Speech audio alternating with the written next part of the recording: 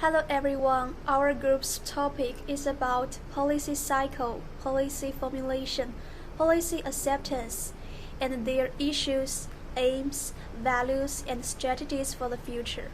And our members is Jin Youya, Chen Zihan, Wang Mengxiao. We depart content into three parts: policy cycle, policy formulation, and policy acceptance. After government has acknowledged the existence of a public problem and the need to do something about it, the policymakers must explore the various options available for addressing the problem. The range of available options need to be considered and narrowed to those that policymakers can accept it. This process of defining, considering, and accepting or rejecting options is the substance of the second stage of the policy cycle. So I will give a definition into policy cycle. Policy cycle refers to the recurrent pattern shown by procedures that ultimately lead to the creation of a public policy. The policy cycle is made up of roughly 6 stages, and science can be incorporated into every step. So we can look to the picture on the right side. There are 6 stages. First of all is agenda setting, then is formulation and adoption. The option is equal to the acceptance. Then will be the implementation, and then evaluation. The last one is support and maintenance. And I will introduce policy formulation specifically. Policy formulation is a stage where policies are conceptualized and developed. During this stage, policymakers identify issues, aims, values, and strategies to address specific societal problems or challenges. They gather evidence, conduct research, consult with experts, and engage stakeholders to inform policy development. The formulation stage aims to create policy proposals that align with societal goals, values, and priorities. Policy formulation in this step defines the structure of the policy. So we need to consider the several problems, like what goals need to be achieved. Will there be additional implications? What will the cost be? How will key stakeholders react to these effects? For example, we can take this as an example that should governments offer tax breaks to start up renewable energy companies, or should they offer individual subsidies to solar panel buyers? What might be the effects of these actions? So this will be our policy formulations. And for your information, I would like to mention the educational policy formulation. The Ministry of Education, MOE, is the main center for decision-making and the formulation of educational policies. Moreover, the majority of educational establishments are controlled by the ministry. Then I will introduce policy acceptance. Policy acceptance refers to gathering support and approval for the proposed policy from various stakeholders, including government officials, interest groups, community members, and affected individuals. Addressing concerns, seeking feedback. On this stage, we will address concerns, seek feedback, and adapt the policy proposal based on stakeholder input, help build legitimacy, and increase the chances of successful policy implementation. During this stage, policymakers engage in negotiation, consensus building, and advocacy to gain acceptance and endorsement for the policy. For example, a nationwide policy to increase solar capacity can be implemented by the national government. but changing it in a law will require a vote in Parliament. So this will be the policy acceptance. And I will introduce another 4 stages briefly. First of all, agenda setting. This step identifies new issues that may require government action. If multiple areas are identified, they can all be accessed, or particular issues may be given a priority. So this is the first stage in the policy cycle. And the implementation is the 4th stage. This stage will establish that the correct partners have the resources and knowledge to implement the policy. This could involve creating an external organization to carry out actions, monitoring to ensure correct policy implementation is also necessary. And the 5th stage is evaluation. When policy has been made out, this step assess the effectiveness and success of the policy. Did any unexpected effects occur?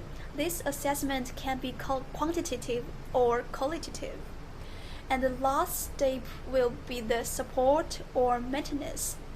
This step studies how the policy might be developed or provides additional support for its continuation. Additionally, the policy can be terminated if deemed redundant, accomplished, or ineffective.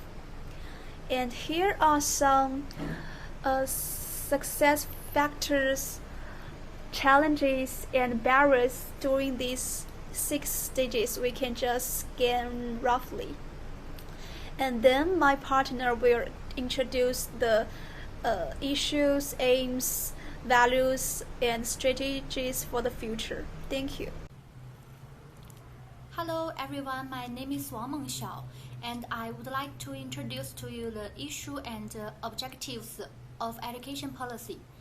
Education policy plays a vital role in the overall development of a country or region, and directly affects economic performance, social equity, and inclusion, and individual growth and happiness. Therefore, the formulation of education policy is very important. The formulation of education policies should follow the following principles. The first is fairness, where every student has an equal opportunity to receive a good education. Second, access. Educational policies should ensure that educational resources and opportunities are accessible to all students, regardless of their geographic location or social background. Third, quality orientation. Education policies should focus on improving the equality of teaching and learning outcomes. Fourth, real feasibility. The development of education policies needs to take into account the reality of the situation to ensure that the policy is feasible and can be effectively implemented. These principles should be observed in the process of making educational policies, but there are still some issues in practice. One of the common problems in the policy acceptance process is resistance from stakeholders who may have competing interests or different perspectives, political considerations. Resource constraints and conflicting views can also affect policy acceptance. So I'm going to emphasize that. The first issue is school resource allocation. When the government decides to reallocate school resources, it often leads to conflicts of interest between different schools. Some schools may lose resources and feel dissatisfied, while others may get more resources. For example, in Figure 1, the urban schools have modern teaching tools and advanced educational technology, while rural schools in Figure 2 are relatively mediocre. The investment of the state is limited, and learning toward urban schools will violate the principle of education equity and link toward rural cities, and is bound to upset city schools. Sorry. Okay. Second, competition between public and private schools. In some countries or regions, there is fierce competition between public and private schools. When the government introduces policies to support the development of private schools, public schools and related educators may feel neglected. In Malaysia, the University of Malaya is the country's most famous public institution. Tyler is a famous private institution. Campus construction is very excellent. If the state strongly supports private schools, affects the development of public schools, will also cause disputes. Third, tuition policy. There is also often widespread debate about whether to raise tuition fees at universities or higher education institutions. Raising tuition fees can increase the financial sustainability of college and universities, but it can also increase the financial burden on students and families, and may result in some students not being able to continue their higher education. The tuition is low, the school is unsustainable, and the tuition is high. The parents cannot afford it. Next one, standardized education tests. In many countries, standardized education tests are used to assess the performance of students' schools and education system. However, some people argue that the test places too much emphasis on memorization and test-taking ability, and not enough on cultivating other abilities such as creative thinking and critical thinking. These education policy issues related to the development of the country and human source cannot be solved in a short period of time, nor can they be changed by a simple policy. When formulating educational policies, it is necessary to solicit the opinions and suggestions of various stakeholders, such as parents, students, teachers, and etc., and encourage them to participate in the decision-making process. At the same time, cooperation and coordination among all parties should be promoted. The importance of education policy formulation lies in that it can guide and standardize the operation of the entire education system, affecting students, teachers, parents, and the whole society. Comprehensive consideration should be taken into account when formulating education policies. There are many goals for educational policy formulation.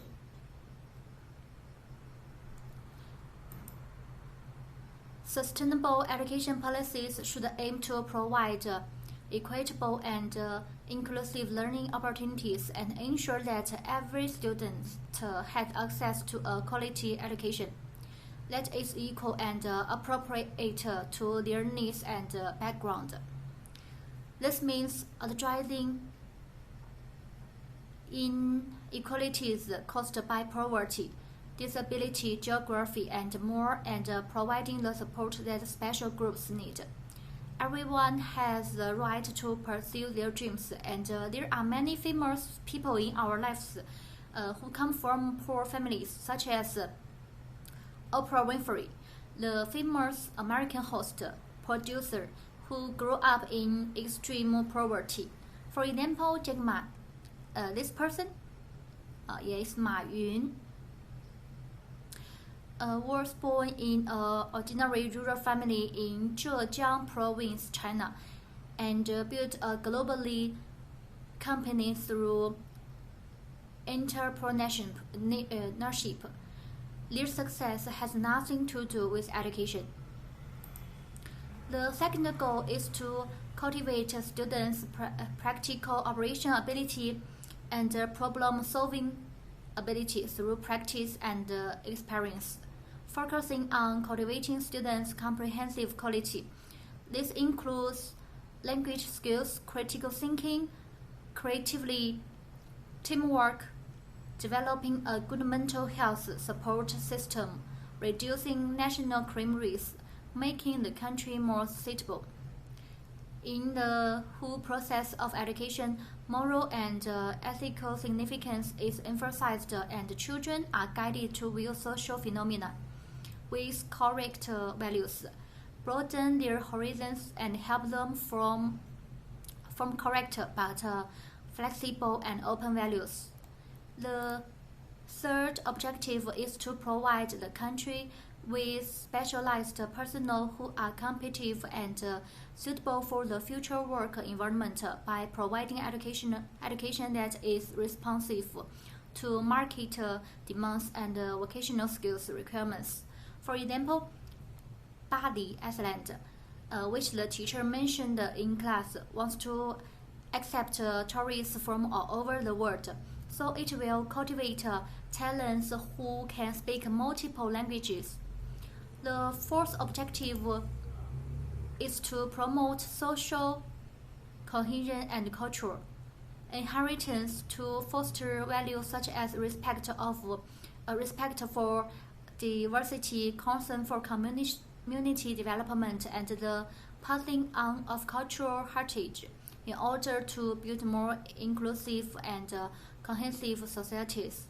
The development of a country cannot be separated from the inheritance of culture and cohesion, and education can pass on culture from generation to generation. In summary, education policy plays a crucial role in the overall development of a country or region, and directly affects economic performance, social equity and inclusion, and individual growth and happiness. Next, let my teammates explain education policy values and future strategies. Thank you. Hello everyone, next part is values. The values include two parts. First one is democratic principles. Policy acceptance should reflect and uphold democratic values, such as transparency, inclusivity, and accountability. And the next one is inclusivity. Policies should accommodate diverse viewpoints, respecting the rights and interests of all stakeholders. The transparency. The policy-making process should be transparent, allowing the public to understand the principles and the impacts behind policy decisions. For example, in Sweden, the government publishes all relevant data and details of decision-making process when formulating the national budget. This includes information on revenue sources, expenditure allocation, and the relation behind budgetary decisions. By making this information readily accessible to the public, the Swedish government ensures transparency and accountability in its budgetary processes. As a result, citizens are more likely to support and accept the government's budgetary decisions, thereby enhancing the legitimacy and effectiveness of governance. If the policy is not transparent, it may cause some unfairness and make it difficult for citizens to accept the policy. Next is accountability.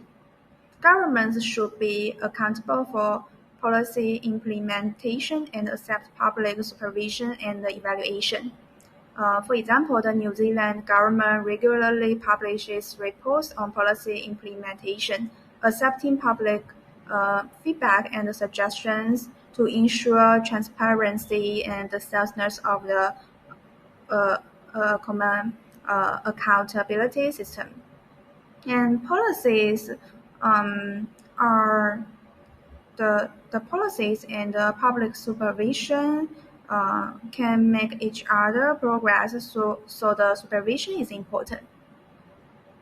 Next is inclusively. Policies should academic diverse viewpoints, respecting the rights and interests of all stakeholders. For example, the Canadian government invites various stakeholders to participate in open consultations when developing environmental policies, including environmental organizations, industries, and farmers, ensuring the comprehensiveness and the feasibility of policies. Policies are made for the people and require everyone's participation. Next is future strategy. The first one is participatory processes. The objective is strengthen stakeholder participation to ensure transparency and accountability in the policy-making process. The measure is organize regular public hearings, forums, and workshops to solicit input and feedback from material stakeholders, and establish online platforms for the public to submit opinions and feedback. And for example, the Education Department of a city plans to reform school curriculum and organize a series of public workshops and community forums inviting teachers, parents, students, and education experts to participate. Through these events, stakeholders can voice their opinions and suggestions, ensuring that the new curriculum aligns with the community's needs and expectations. Next is open dialogue. The objective is foster open dialogue, resolve divergent views, and build trust and resilience. The measure is organize public debates, forums, and workshops to provide platforms for communication and dialogue among different stakeholders, and can establish mechanisms to address disputes and differences, ensuring that opinions are fully expressed and respected. And for example, a country's government aims to enhance the quality of education and organize a national education summit inviting experts, educators, and students from various fields to participate. During the summit, participants engage in in-depth discussions and explorations on the challenges faced by the current education system and the directions for improvement, fostering open and candid dialogue. Next is evidence-based reasoning. The objective is to use evidence-based reasoning to demonstrate the necessary of policy. And the measure is commission professional institutions to conduct research and data analysis to provide scientific basis for policymaking, and establish policy evaluation mechanisms to monitor the effectiveness of policy implementation and address and optimize policy measures in a timely manner. For example, a university intends to reform its admission policies and commissions an education research institute to conduct extensive studies on admission policies to determine the best criteria for admissions.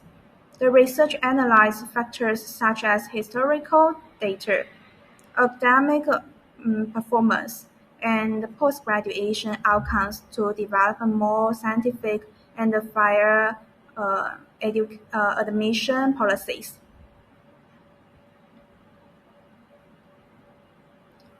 The final is trust and resilience. The objective is build trust and resilience in the policy-making process to achieve more effective and sustainable policy outcomes.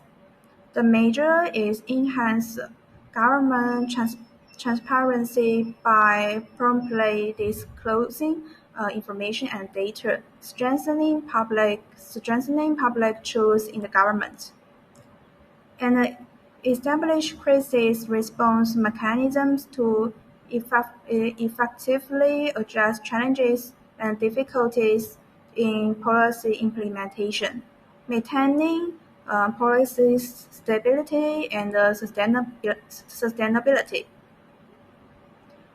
And for example, during the sudden outbreak of the COVID-19 pandemic, schools in a certain region swiftly implement measures to protect the health of students and staff.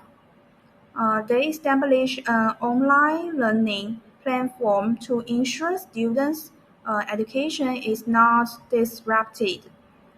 Schools promptly communicate the latest health safety information to parents and students and collaborate closely with local health authorities to address the crisis, ensuring the community of education while prioritizing the health and the safety of all stakeholders.